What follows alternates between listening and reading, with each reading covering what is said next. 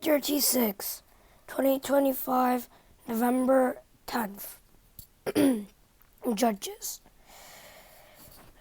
Israel fights the remaining Canaanites. After the death of Joshua, the Israelites asked the Lord, "Who of us is to go up first to fight against the Canaanites?" And the Lord answered, "Judah shall go up. I have given the land into their hands." And the men of Judah then said to the Simeonites, their fellow Israelites, "Come up with us into the territory allotted to us to fight against the Canaanites. We in turn will go with you into yours." So the Simeonites went with them. When Judah attacked, the Lord gave the Canaanites and Perizzites into their hands, and he struck down 10,000 men at Bezek. It was there that they found Adonai-Bezek and fought against him, putting to rout the Canaanites and Perizzites.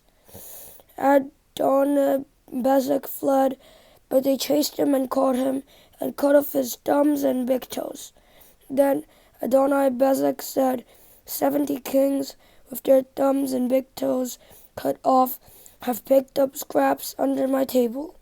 Now God has paid me back for what I did to them." And they brought him to Jerusalem, and he died there. The men of Judah attacked Jerusalem also and took it.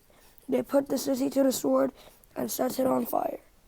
After that, Judah went down to fight against the Canaanites living in the hill country, the Negev and the western foothills. And they advanced against the Canaanites living in Hebron, formerly called Kiriath Arba, and defeated Sheshai, Ahiman, and Talmai. From there, they advanced against the people living in Debir, formerly called Kiriath Sefer. And Caleb said, "I will give my daughter Ashka in marriage to the man who attacks and captures Kiriath Sefer." Othniel, son of Kenaz, Caleb's younger brother, took it, so Caleb gave his daughter Ashka to him in marriage. One day, when she came to Othniel, she urged him to ask her father for a field. When she got off her donkey, Caleb asked her, "What can I do for you?" And she replied, "Do me a special favor, since you have given me land in since you have given me land in the Negev, give me also springs of water." So Caleb gave her the upper and lower springs. The descendants of Moses' father-in-law, the Kenite, went up from the city of palms with the people of Judah to live among the inhabitants of the deserts of Judah in the Negev near Arad. Then the men of Judah went with the Simeonites, their fellow Israelites, and attacked the Canaanites living in Zephath, and they totally destroyed the city. Therefore, it was called Hormah. And Judah also took Gaza, Ashkelon, and Ekron, each city with its territory, and the Lord was with the men of Judah. And they were unable to drive the people from the plains, because they had chariots fitted with iron. And as Moses promised, Hebron was given to Caleb, who drove from it the 3 sons of Anak. And the Benjaminites, however, did not drive out the Jebusites who were living in Jerusalem. And to this day, the Jebusites live there with the Benjaminites. Now, the tribes of Joseph attacked Bethel, and the Lord was with them. When they sent men to spy out Bethel, formerly called Luz, the spies saw a man coming out of the city, and they said to him, "Show us how to get into the city and we will see that you are treated well. So he showed them, and they put the city to the sword, but spared the man and his whole family. He then went to the land of the Hittites, where he built a city and called it Luz, which is its name to this day. But Manasseh did not drive out the people of Beth Shan, or Tanakh, or Dor, or Ibleam, or Megiddo, and their surrounding settlements, for the Canaanites were determined to live in that land. When Israel became strong, they pressed the Canaanites into forced labor, but never drove them out completely. Nor did Ephraim drive out the Canaanites living in Gezer, but the Canaanites continued to live there among them, and neither did Zebulun drive out the Canaanites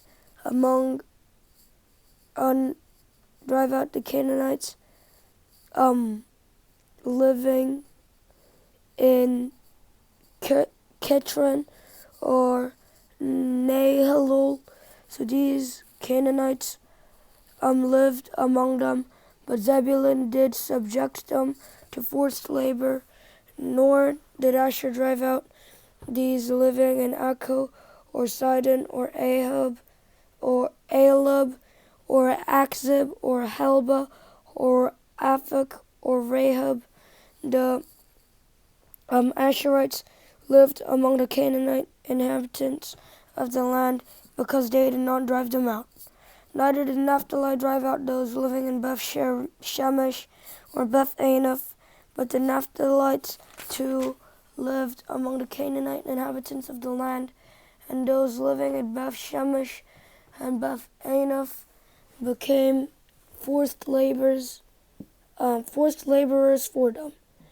And the Amorites confined the Danites to the hill country, not allowing them to come down to the plain. And the Amorites were determined also to hold out in Mount Heres, Aijalon, and Shalbim. But when the power of the tribes of Joseph increased, they too were pressed into forced labor.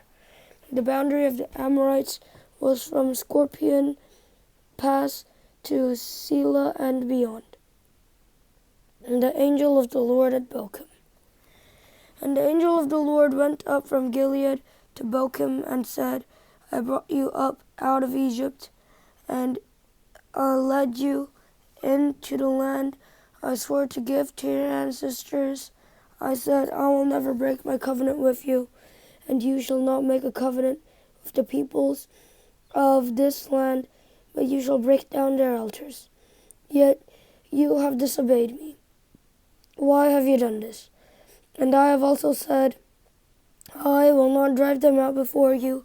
They will become traps for you, and their gods will become snares to you. When the angel of the Lord had spoken these things to all the Israelites, the people wept aloud. And said, when the angel of the Lord had spoken these things to the Israelites, the people wept aloud, and they called that place Bochim. There they offered sacrifices to the Lord. Disobedience and defeat. After Joshua had dismissed the Israelites, they went to take possession of the land, each to their own inheritance. And the people served the Lord throughout the lifetime of Joshua and of the elders who outlived him, and who had seen all the great things the Lord had done for Israel.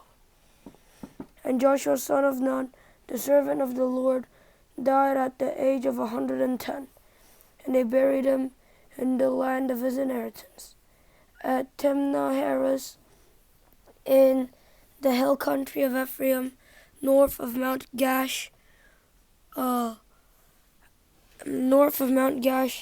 After that whole generation had been gathered to their ancestors, another generation grew up who knew neither the Lord nor what he had done for Israel. Then the Israelites did evil in the eyes of the Lord and served the Baals. And they forsook the Lord, the God of their ancestors, who had brought them out of Egypt. And they followed and worshipped various gods of the peoples around them. And they aroused the Lord's anger because they forsook him and served Baal and the Ashtaroths. In his anger against Israel, the Lord gave them into the hands of raiders who plundered them, and he sold them into the hands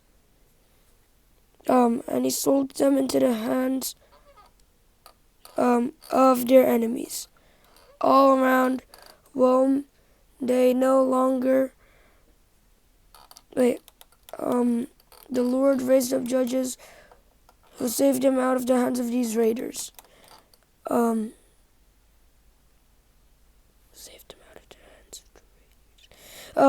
And yet they would not listen to their judges, but prostituted themselves to other gods and worshipped them. They quickly turned from the ways of their ancestors who had been obedient to the Lord's command. Whenever the Lord raised up a judge for them, he was the judge and saved them out of the hands of their enemies as long as the judge lived, for the Lord relented because of their groaning under those who oppressed and afflicted them. But when the judge died, the people returned to their ways of even more corrupt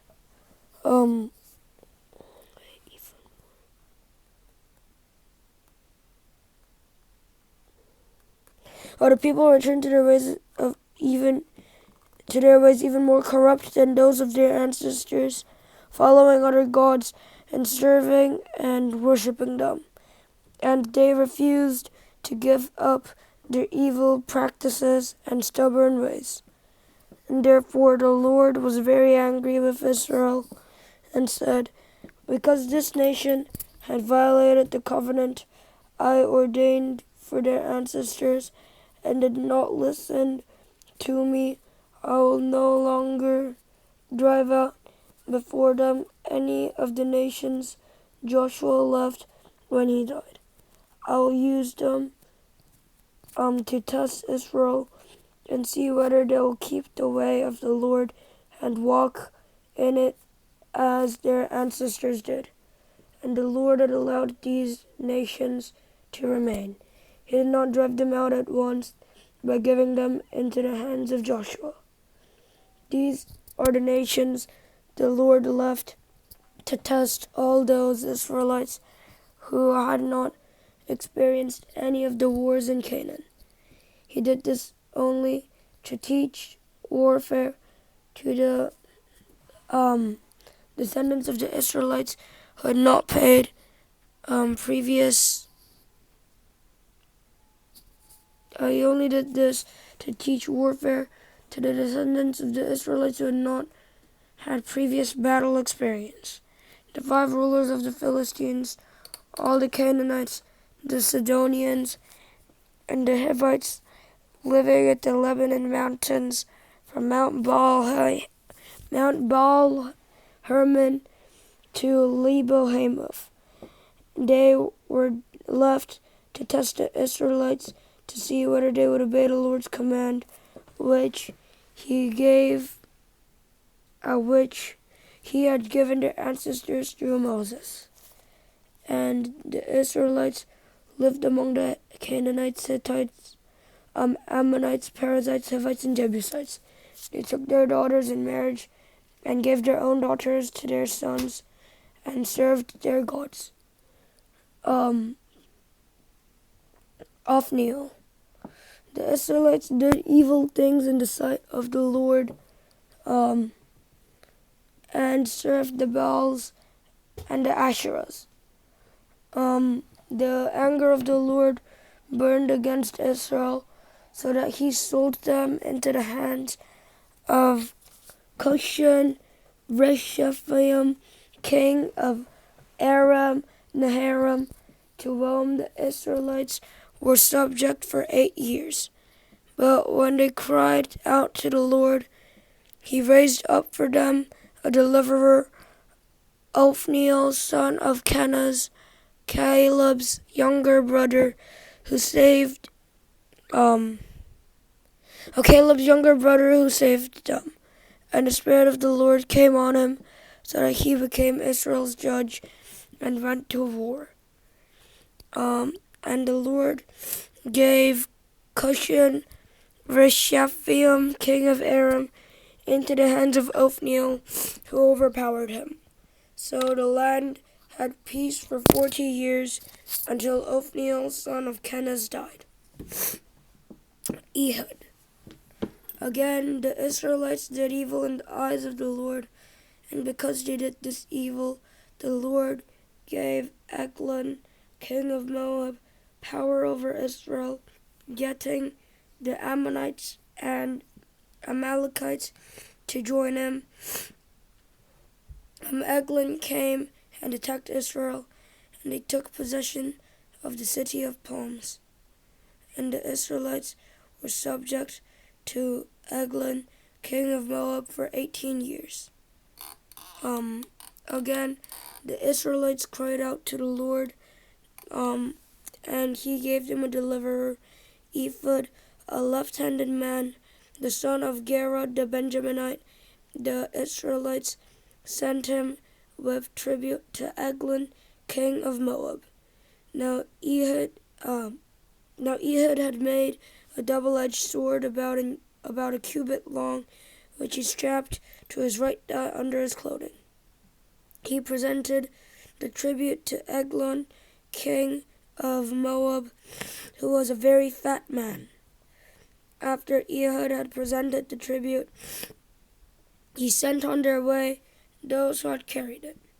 But on reaching the stone images near Gilgal, he himself went back to Eglon and said, "Your Majesty, I have a secret message for you." And the king said to his attendants, "Leave us." And they all left.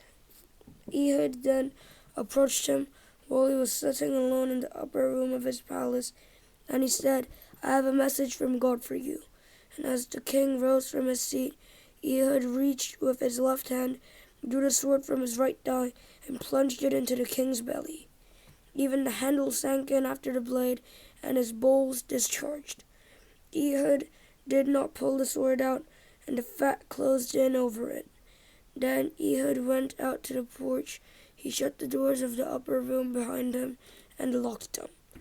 After he had gone, the servants came and found the doors of the upper room locked. And they said, "He must be relieving himself in the inner room of the palace." And they waited to the point of embarrassment. But when he did not open the doors of their room, they took a key and unlocked them. And there they saw their lord fallen to the floor dead. While they waited, Ehud got away. He passed by the stone images and escaped to Sarah. When he arrived there, he blew a trumpet in the hill country of Ephraim, and the Israelites went down with him from the hills, with him leading them. "Follow me," he ordered, "for the Lord has given Moab, your enemy, into your hands." So they followed him down and took possession of the fords of the Jordan that led to Moab, and they allowed no one to cross over. At that time, they struck down about 10,000 Moabites, all vigorous and strong. Not one escaped. That day Moab was made subject to Israel, and the land had peace for 80 years. Shamgar. After Ehud came Shamgar, son of Anath, who struck down 600 Philistines with an ox goad. He too saved Israel. Deborah. Again, the Israelites did evil in the eyes of the Lord, now that Ehud was dead. So the Lord sold them into the hands of Jabin, king of Canaan, who reigned in Hazor, Sisera, who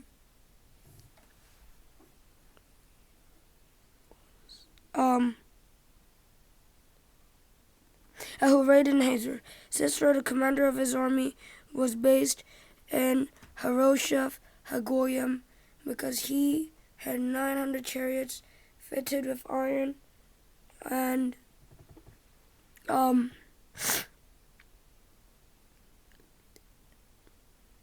because he had 900 chariots fitted with iron, and had cruelly oppressed the Israelites for 20 years, and they cried to the Lord for help. Now Deborah, a prophet, the wife of Lapidoth, was leading Israel at that time, and she held court under the palm of Deborah between Ramah and Bethel, in the hill country of Ephraim, and the Israelites went up to her to have their disputes decided. She went for Barak, son of Abinoam, from Kadesh in Naphtali, and said to him, "The Lord, the God of Israel, commands you, go, take with you 10,000 men of Naphtali and Zebulun, and lead them up to Mount Tabor. I will lead Sisera, the commander of Jabin's army, with his chariots and his troops, to the Kishon River, and give him into your hands." And Barak said to her, "If you go with me, I will go, but if you don't go with me, I won't go. If you go with me, I will go. If you don't go with me, I won't go." "Certainly I will go with you," said Deborah, "but because of the course you are taking, the honor will not be yours, for the Lord will deliver Sisera into the hands of a woman." So Deborah went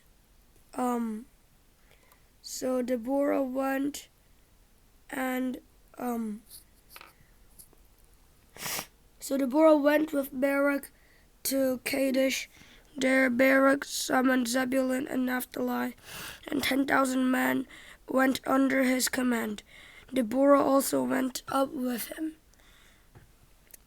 Now Heber the Kenite had left the other Kenites, the descendants of Hobab, Moses' brother-in-law, and pitched his tent by the great tree in Zaanannim near Kadesh. When they told Sisera that Barak, son of Abinoam, had gone up to Mount Tabor, Sisera summoned up Harosheth Hagoyim to the Kishon River, all his men and his 900 chariots fitted with iron. Then Deborah said to Barak, "Go, this is the day the Lord has given Sisera into your hands. Has not the Lord gone ahead of you?" So Barak went down Mount Tabor with 10,000 men following him. And Barak's advance, the Lord routed Sisera and all his chariots and army by the sword, and Sisera got down for his chariot and fled on foot. Barak pursued the chariots and the army as far as Harosheth Hagoyim, and all Sisera's troops fell by the sword, not a man was left.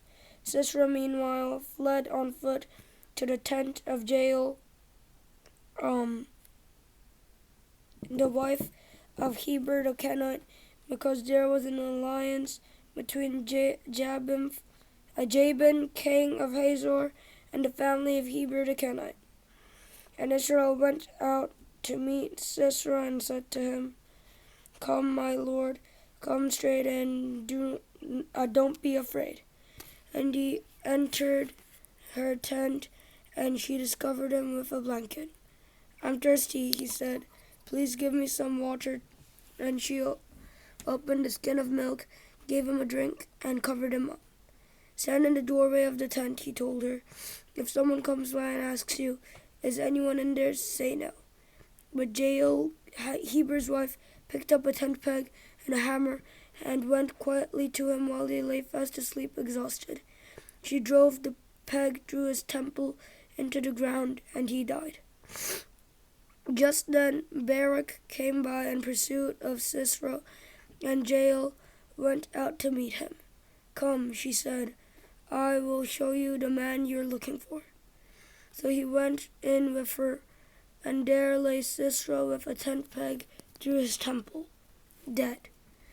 On that day, God subdued Jabin, king of Canaan, before the Israelites, and the hand of the Israelites pressed harder and harder against Jabin, king of Canaan, and before the Israelites, and the hand of the Israelites pressed harder and harder against Jabin, king of Canaan, until they destroyed him.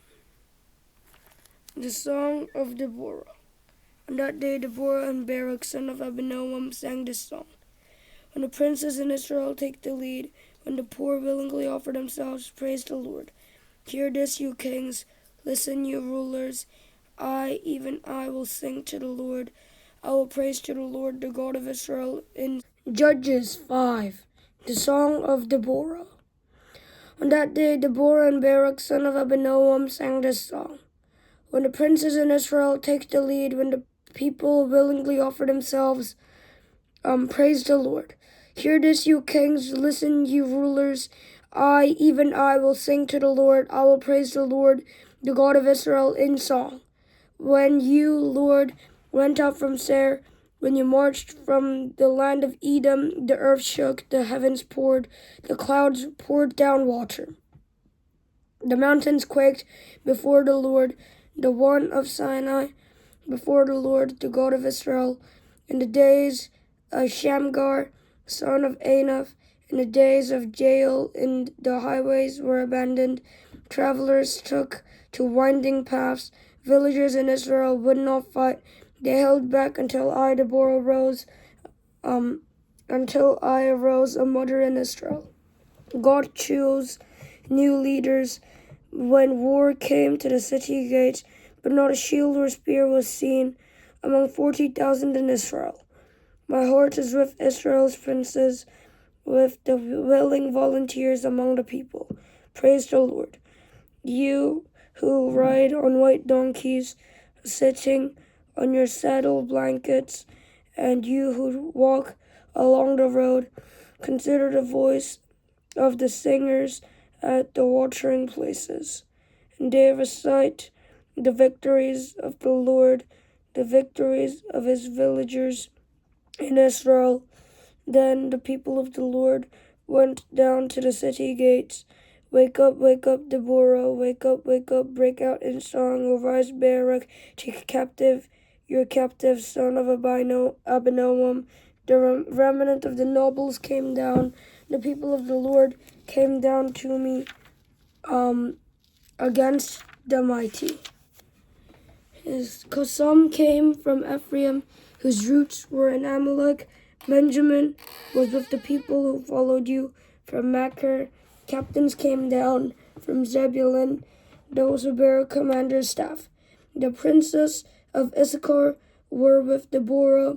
Yes, Issachar was with Barak, sent under his command into the valley in the district of Reuben. There was much searching of heart. Why did you stay among the sheep pens to hear the whistling for the flocks in the districts of Reuben? There was much searching of heart.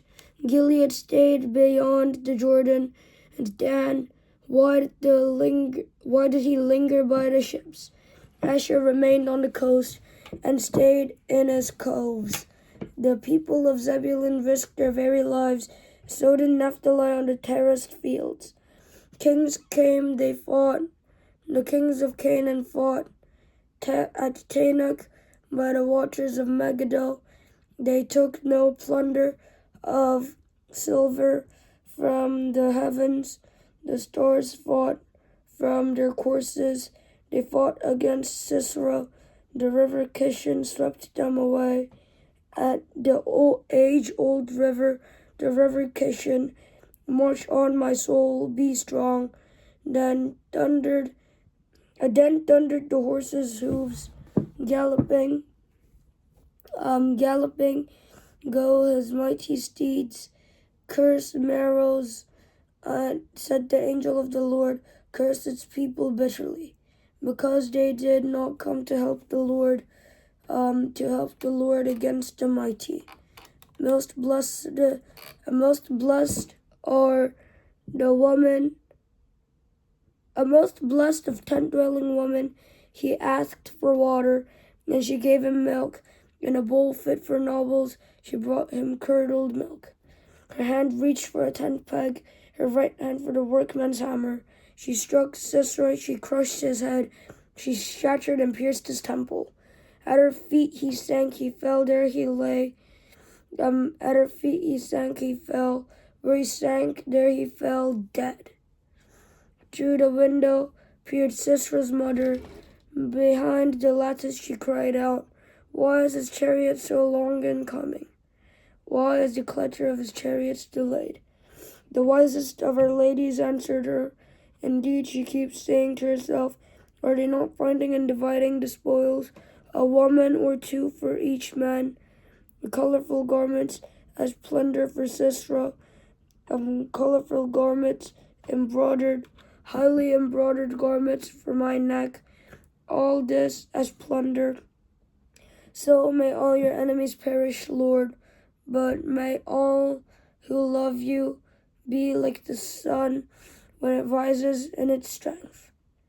Then the land had peace 40 years. Gideon. Israelites did evil in the sight of the Lord, and for 7 years he gave them into the hands of the Midianites, because the power of Midian was so oppressive. The Israelites prepared shelters for themselves in mountain clefts, caves, and strongholds. Whenever the Israelites planted their crops, the Midianites, Amalekites, and other eastern people invaded the country. And they camped on the land and ruined the crops all the way to Gaza, and did not spare a living thing for Israel, neither sheep nor cattle nor donkeys. They came up from their livestock and their tents like swarms of locusts. It was impossible to count them to their camels. They invaded the land to ravage it. Midian so impoverished the Israelites that they cried out to the Lord for help. When the Israelites cried out to the Lord because of Midian, she sent them a prophet who said, this is what the Lord, the God of Israel, says. I brought you up out of Egypt, out of the land of slavery. I rescued you from the hands of the Egyptians, and I delivered you from the hand of all your oppressors. I drove them out before you and gave you into the land. I said to you, I am the Lord your God. Do not worship the gods of the Amorites in whose land you live. But you have not listened to me. And the angel of the Lord came and sat under an oak in Ophrah that belonged to Joash, the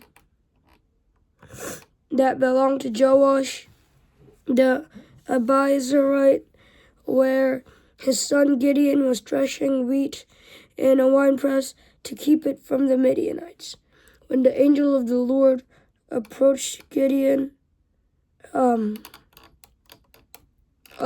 the angel of the Lord came and approached Gideon, when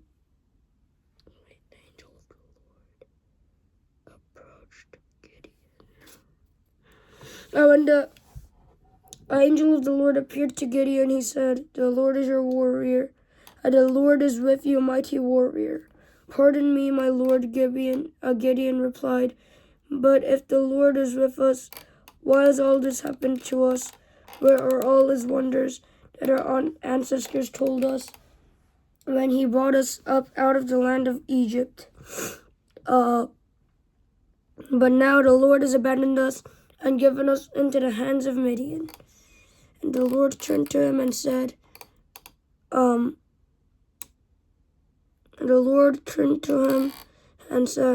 Go in the strength you have and save Israel out of Midian's hand.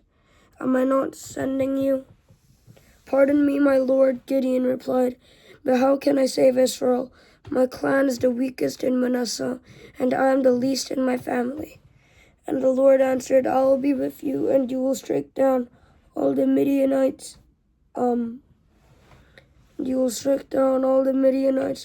Leaving none alive.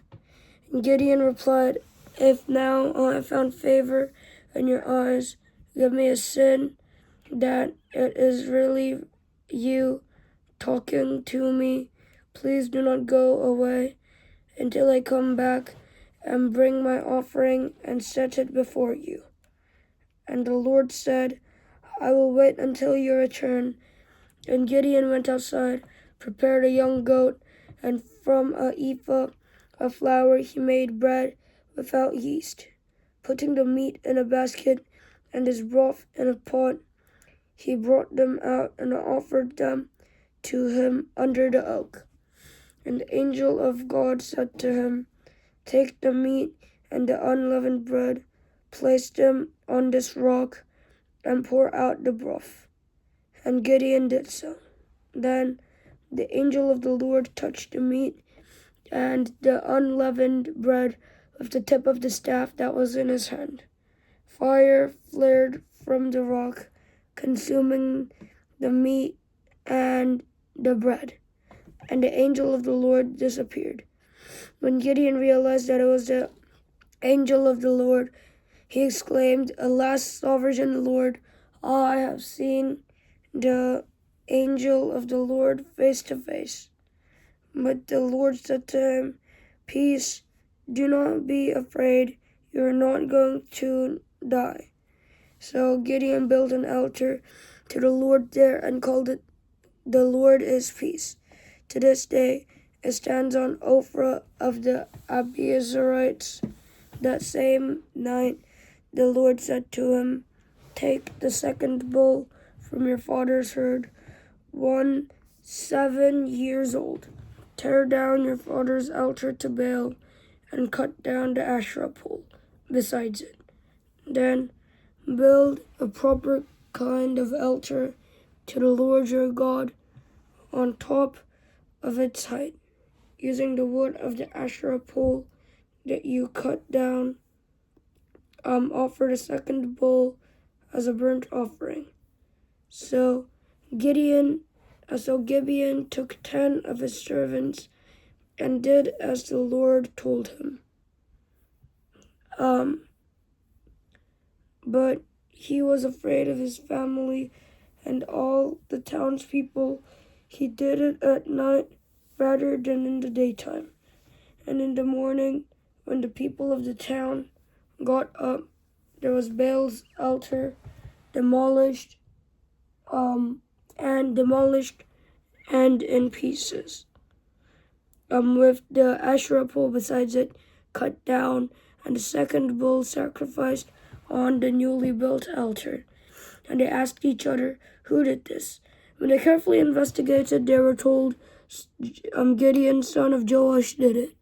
So the people of the town demanded of Joash, Bring out your son, he must die, because he has broken down Baal's altar and cut down the Asherah pole besides it. But Joash replied to the hostile crowd around him, Are you going to plead Baal's cause? Or are you trying to save him? Whoever fights for him shall be put to death by morning. If Baal really is a god, he can defend himself when someone breaks down his altar. So because Gideon broke down Baal's altar, they gave him the name Jerubbaal that day, saying, Let Baal contend with him. Now all the Midianites, Amalekites, and other eastern people joined forces and crossed over the Jordan and camped in the valley of Jezreel.